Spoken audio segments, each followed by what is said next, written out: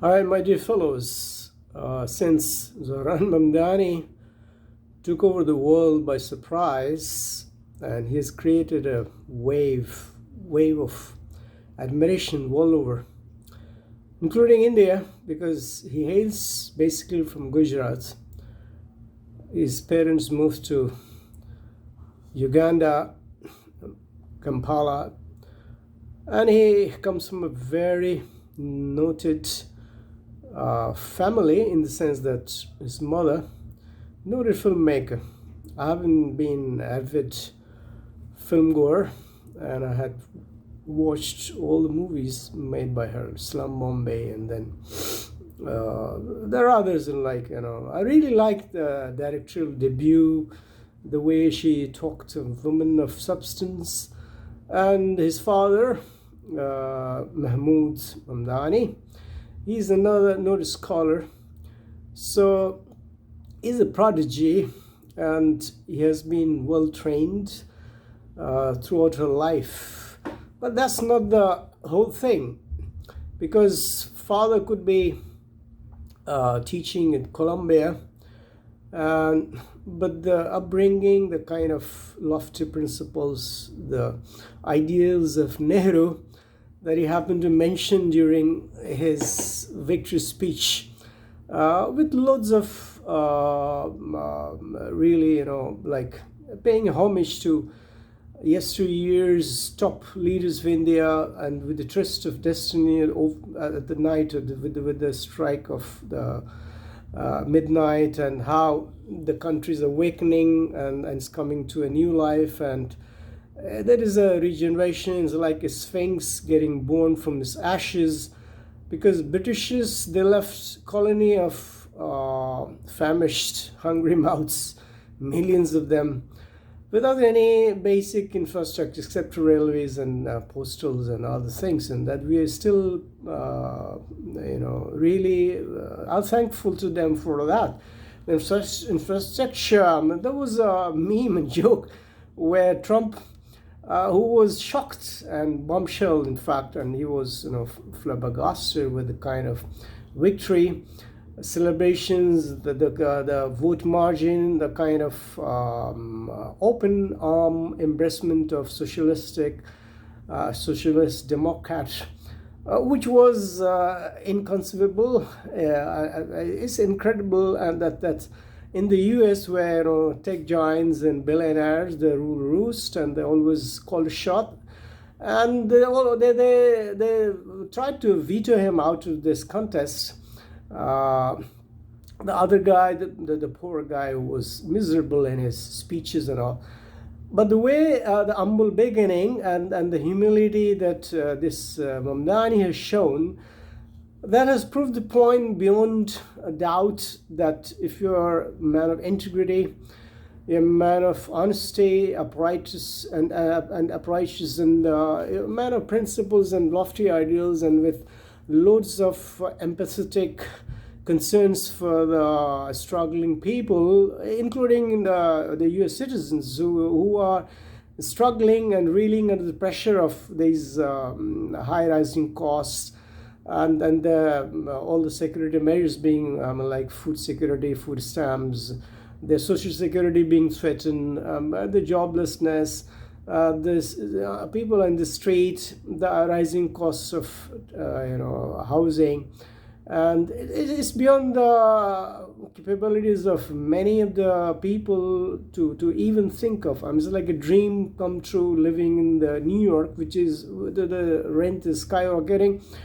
and people are not really at ease, and it is becoming a city of only billionaires, and they rule roost, and they design the things as per their convenience, and the basic amenities are far removed from the reaches of the commoners nowadays. So no doubt that in this Mamdani, people are seeing as a messiah and since the kind of audacity and his remarks that left the entire world dumbfounded, because He was all out for Netanyahu's arrest. He says he's a war criminal. He's based in New York. He is going to be arrested. Also, he squarely and fairly, blamed, even he didn't spare Modi, the Prime Minister of India, who could have engineered and he said he shouldn't be seen any different from Netanyahu, because both have been involved in a pogrom kind of massacre, and like they have been, their hands are not clean, so the blood on their hands. So Trump, although he always rebuffed him, repudiated, and he always, the way Trump remarks, that's unethical, unsocial, and it doesn't really behove well for a presidential person, the head of state, who says Sadiq is a mean person, he's not fit for the job. Then Mamdani says the Socialist Republic is going to make New York a hot seat of Islamic fundamentalism. And he is also apprehensive of the thing that things are not going his ways as he wanted. He wants the military men to parade in the streets and then threaten the commoners, and he wants to stop all the demonstrations, whether it's rightful or wrongful. He wants the military and the Coast Guard forces. He wants to nab those culprits. His anti-immigration policy, and Mamdani being one of the top immigrants, and New York is made and is developed by, or it's a handiwork of, it's a culmination of the joint efforts of every immigrant who chose to build their homes, leaving their native nations in order to strike a goal or probably improve upon their living conditions. But it's no wonder that everyone knows that it's a land of immigrants, and that's how Mamdani, he catered to and he wooed voters, door-to-door campaign, individuals through social media campaigns. When he began, nobody even listening to him. He was distributing pamphlets in the street actually, and no one was even pay attention to him, because Coumo, the other guy, the second one in the fray, they had multi-billionaires on their covering their backs, and they're all out against this guy because they all fear and are apprehensive that if this guy comes to mayoral winning, he's going to implement laws and going to tax those billionaires. He's going to make the food stuff cheaper, accessible to everybody. Is going to make the transport almost free, like people could have a free ride. Then he's going to make the housing available and within the reach of all those who couldn't dream of having a house in New York City. Millions of people they're leaving the place, and but that's the scenario all over, where multi-billionaires actually. The rich corporatocracy is ruling roost. Like in India, there are 2-3 houses, just Reliance and Industry, Ambani, Adani, all those. What's Rahul Gandhi is pointing here, not as a socialist republic or as a messiah of but he is raising the same concern that we cannot have all the wealth of the nation concentrate in a handful of hands who accounts for almost 1 to 5% of the entire wealth. So how could we trust these profit-making and profiteers thinking of the good and welfare of the people en masse? So there's no wonder there is acute unemployment, the frustrations, foods are getting more expensive, transport, and people are buying all second-hand used cars, and then added to the misery is the Trump tariff policies, which is making all the goods even more expensive and skyrocketing, and is running through the roof. So Mamdani, it gives a glimmer of hope. It brings about a fresh light in the darkness, and he's the one who's talking about is going to amend and make all the ills and the evils and the accountable for, as our Rahul Gandhi, he's also saying the same thing, that people would be held accountable. Commoners will have the minimum wages, minimum assured income, will have the health facilities.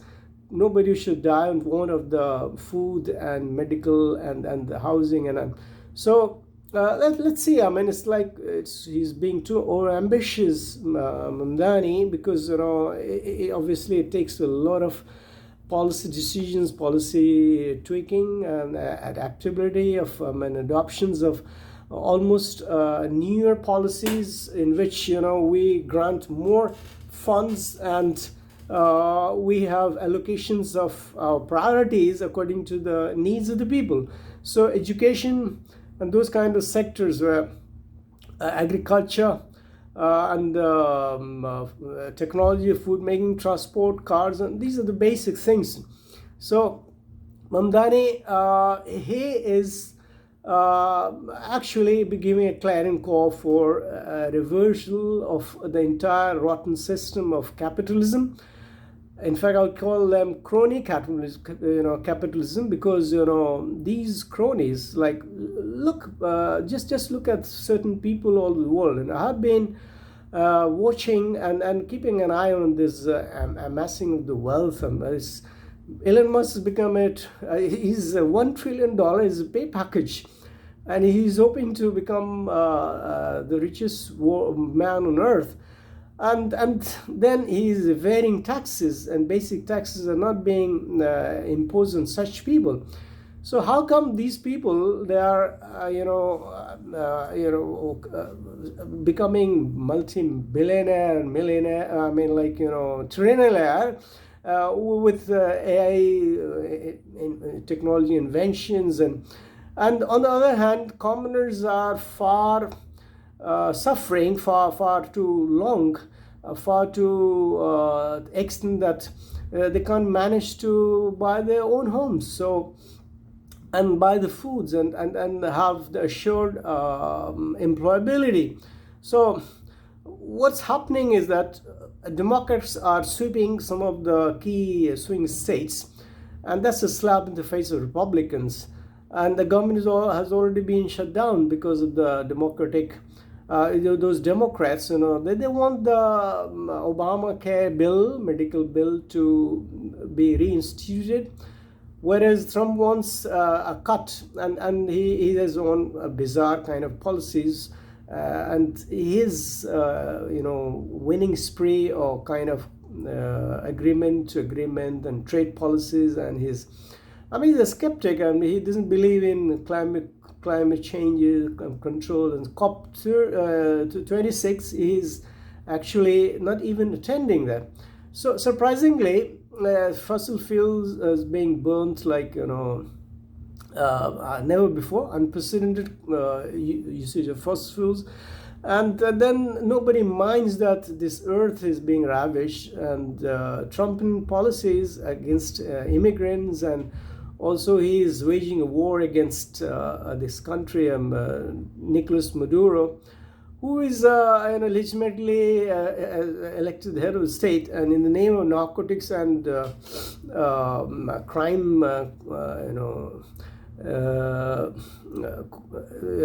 rise in and he says that these criminals are ruling roost, and they have taken over New York City, Washington D.C., and today morning he announced that he's going to have military personnel in the street, and these immigration officials, the way they nab those people, many of these innocent people are being harassed and put behind bars without any access to the legal judicial system.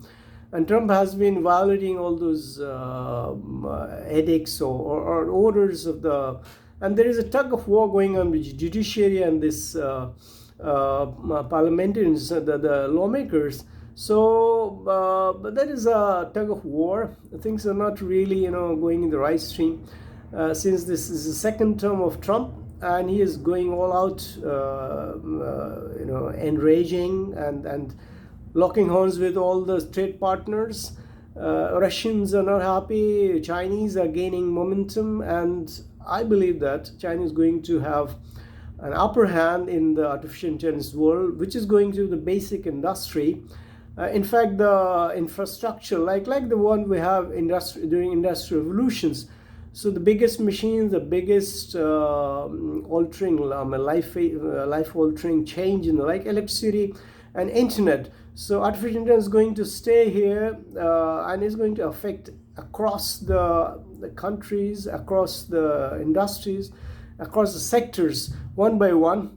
And he wants Apple to start the production in the USA, which is next to impossible because we don't have this infrastructure. And without the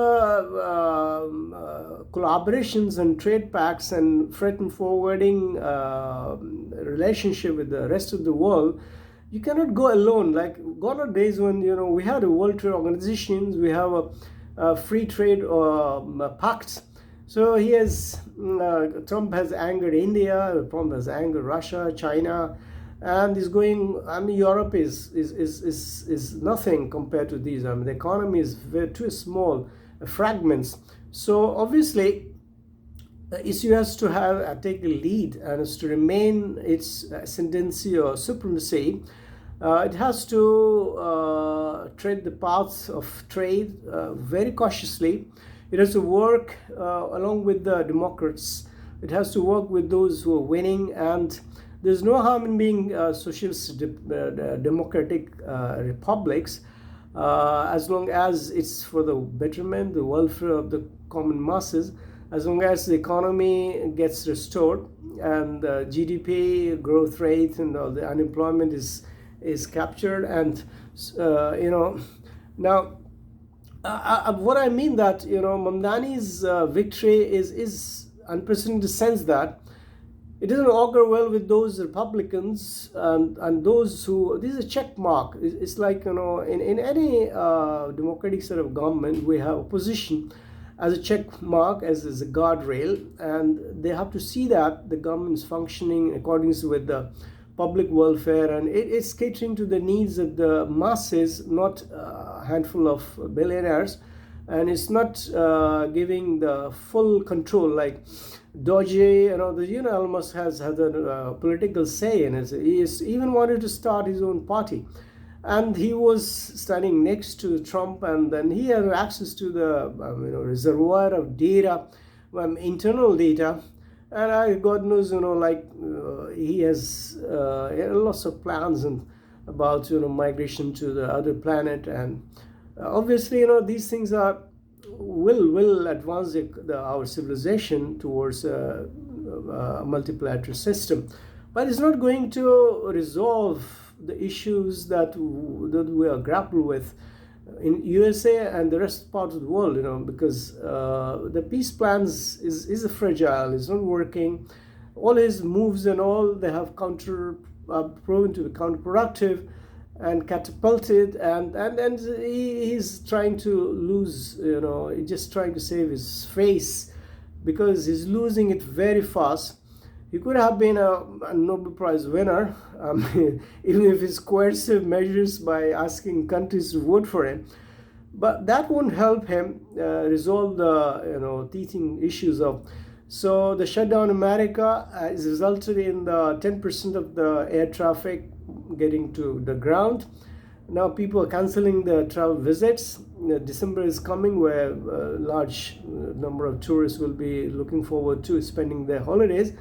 So it's a precarious state, and I really can't see good things coming up as far as he's insistent on having this kind of tariff trade war and this kind of recalcitrance and intransigence on his move towards not coming up to an amicable settlement. It doesn't go. Democrats have been approached around 20 times. He's quietly blaming Democrats for this shutdown of nations. So Mamdani has to chart out his pathways to success as being a socialist republic. He has to really bring about faith and trust among people against Islamophobia.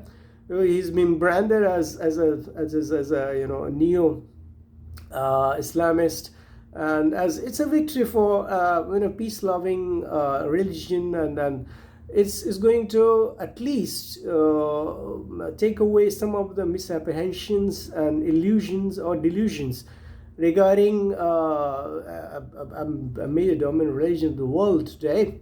And Mamdani, best wishes to him, but he has a very bumpy road ahead and it's not going to be smooth anyway. Moreover, the funding comes from the federal government, and he has to really keep struggling to get the support, whether it's tacit or whether it's explicit from Trump administration. So let's see what happens next. But for the time being, the whole world is agog with celebrations, adorations, admirations, and then really I'm also all out for him. Salute this guy with such a humble beginning and so much of humility and so much of a sense of integrity and righteousness and honesty. He can be branded as one of the most successful contender, his political leader that really we want to have in everywhere, including our India. Thank you so much being with me.